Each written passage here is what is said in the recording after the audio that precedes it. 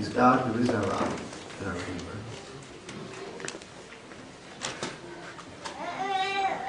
At the beginning of chapter 11, the disciples asked Jesus to teach them how to pray. They're seeing him praying, and they want to know, how is it that we should pray?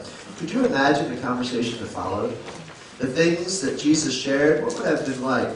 What sorts of insights would Jesus have shared? What guidance would he have given them on how to pray? What teachings would he have shared with them? How would his teaching revolutionize the way that we pray? Or change our attitude toward prayer? Wouldn't that have been a cool conversation to be a part of, to listen in on, to hear what Jesus told his disciples? Jesus, the Son of God, taught his disciples how to pray. Wouldn't it have been cool to eavesdrop on that conversation? And we can, because Luke recorded it for us in Luke chapter 11. Let's find out exactly what it was that Jesus said when his disciples asked him that question. Because after all, aren't we disciples? Aren't we disciples hearing Christ teach us to pray? One of the main ideas of Jesus' teaching overall in chapter 11 on prayer was that God listens to the prayers of those who trust him. God hears the prayers of his children. God listens to the prayers of the disciples and answers them. You may be saying to yourself, of course God listens to our prayers. Of course he hears my prayers. But did you ever stop to ask the question, why? Why would the God of the universe, who orchestrates the symphony of creation, who conducts the harmony of the entire universe from the smallest subatomic particle to the most massive galaxy in the universe, he orchestrates the movement of the planets and the seasons and the animals. Why would he take time to listen to your prayer requests or mine? Why would he bother? Our society is so focused on the individual, and it promotes in us this feeling of entitlement. We deserve to have our food cooked our way, right away, don't we? Right? We deserve to have our food when we want it, how we want it, where we want it, even though, as statistics I've read this week suggest, roughly 25,000 people will die today of starvation or hunger-related issues. 25,000 people. That's 1 every 3 seconds. There's one. Person died of hunger. We deserve to have our food our way, right away. We feel that we deserve to have quality health care at an affordable price, even though that wasn't a reality for our grandparents in our grandparents' day, and today it still is not a reality for most people in the world. We deserve to have God, the God of the universe. We deserve to have his undivided attention, even though there are over 7 billion other people on the face of this planet vying for his attention. Of course, he should perk up and listen and get excited that we have taken the time out of our busy schedules to speak to him. Of course he should pay attention to us. Of course he should answer our prayers. The people in Jesus' time had the exact opposite view. And they said, God is so busy doing everything that God does, how could he possibly have time to hear our prayers? They saw him as a distant, immovable, untouchable, aloof being. They said to themselves, why should we even bother to pray? God won't listen to us. And even if he did, why would he care what we were saying? Why should he act on our behalf? Whereas we have the exact opposite view. Of course God should listen. I'm an important person. God would, of course, listen to my prayers and answer them. But actually, we're both wrong, and we're both right. You see, they understood that we don't deserve to have God's attention. But they were mistaken in thinking that because they didn't deserve it, they don't have it. We, on the other hand, wrongly believe that we deserve God's attention. Of course God should listen to us, because it's me, after all. It's not my neighbor, it's me. God should listen to me. But we don't deserve to have his attention, because we're rebellious sinners who have rejected his path, and we consistently choose selfishness. But we are right that even though we don't deserve it, God does listen to us, and he responds to our prayers. I think sometimes we forget just how amazing that graciousness of God is. We sing the song, but we really understand the amazingness, the amazing quality of His grace. Jesus starts to explain these things by telling a little story that contrasts the neighbor and God. A neighbor and God. It shows how a neighbor might respond to a request, to how God responds to the request. And I'm going to invite you to read with me Luke chapter 11 off the overhead. And we'll read verses 5 to 8. Will you join me in reading this?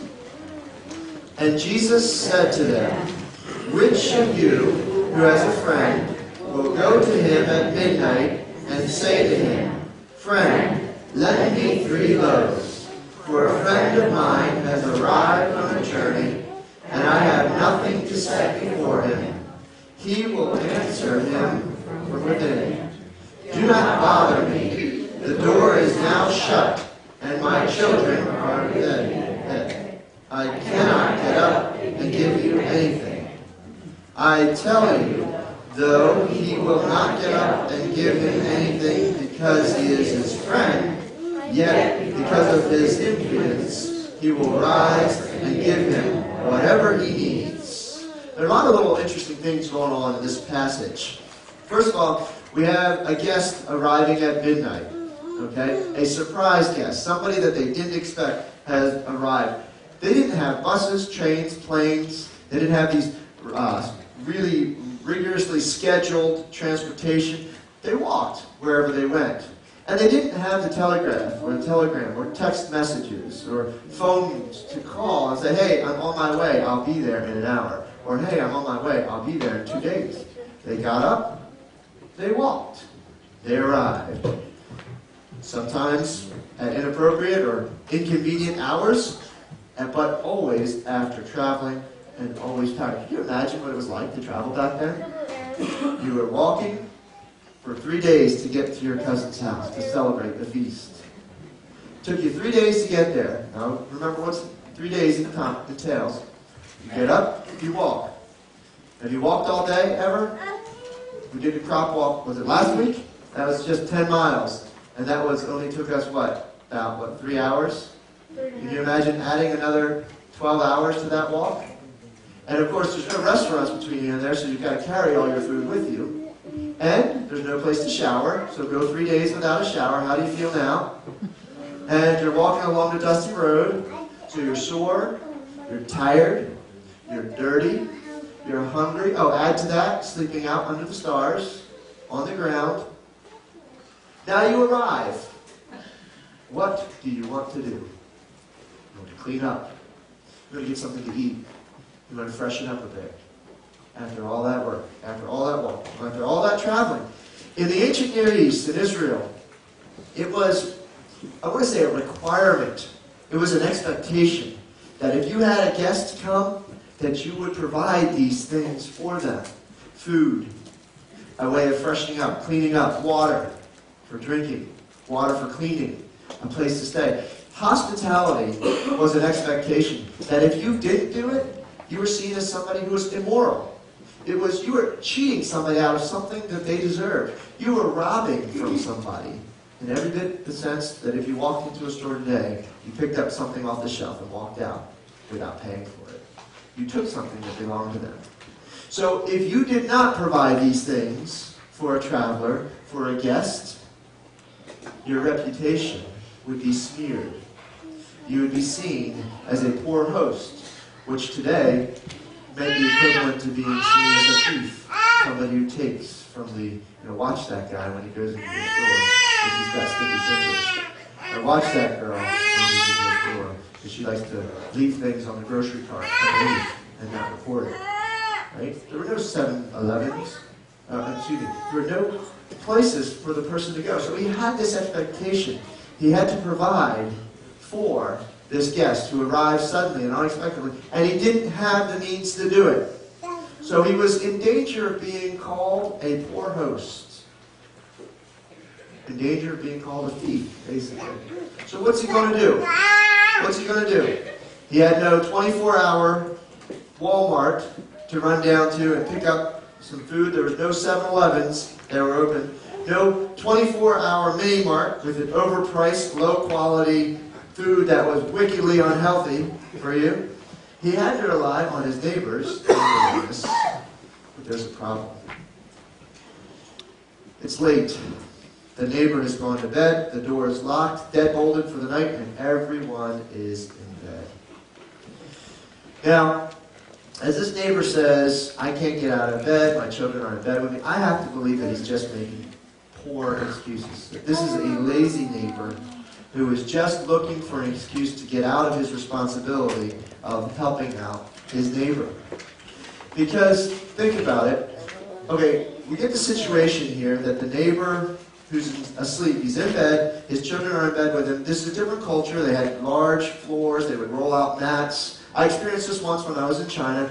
Before you go to bed, you lay out all the blankets on the floor, thick, soft blankets, and then you lay out other blankets on top of it, and then all 8 or 10 of us climbed in under the blankets and went to bed. That's how you stayed warm. That's how you slept. This is how they did it back then.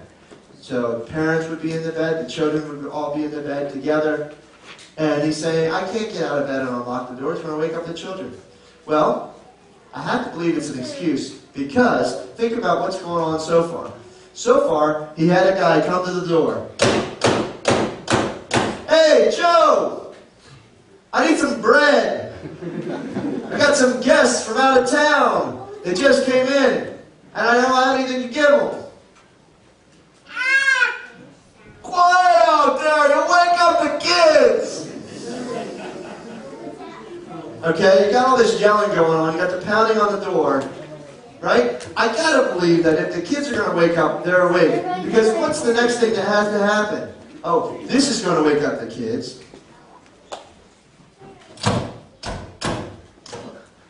Unbolt the door? Come on. With all that yelling and banging going on, I can't imagine, even if it's a loud, clanky, metallic bolt that he's got to undo, the kids are awake. If they're not awake, the door's not going to wake them up. So I have to believe that this is a lazy neighbor looking for an excuse to not help out his neighbor. But the point is that Jesus is contrasting God with the lazy neighbor. All right? In the case of the lazy neighbor, he doesn't want to help. He's looking for an excuse to get out of helping his neighbor. He's looking for a reason to not answer the requests. But in any case, he's going to answer it. Why? Because this guy's going to knock on the door. He's going to keep knocking on the door until he answers it. Right? And if not the children, he's going to wake up the whole town. Get your lazy butt out of bed and give me some bread, you jerk for nothing. Do you remember that last time when you had people going, I gave you some bread. Remember I helped you put that log up on the roof there? Come on. Right? The whole neighborhood's going to be woken up if he doesn't do it. So the resistant neighbor will answer the request because of the neighbor's boldness, his impudence, the passage says, his unashamedness, his shameless request in the middle of the night. He'll do it because the neighbor's not going to stop asking until he does it. But God, on the other hand, wants to answer our prayers. And God won't make excuses. Jesus is comparing two things, and he's saying, look, this is the resistant neighbor. This is the willing God. This is the guy who can provide but doesn't want to. This is the God who can provide and desires to. He's saying, if this guy will provide, just like he will in the story, how much more will this God provide the needs that you have? So it's a contrast.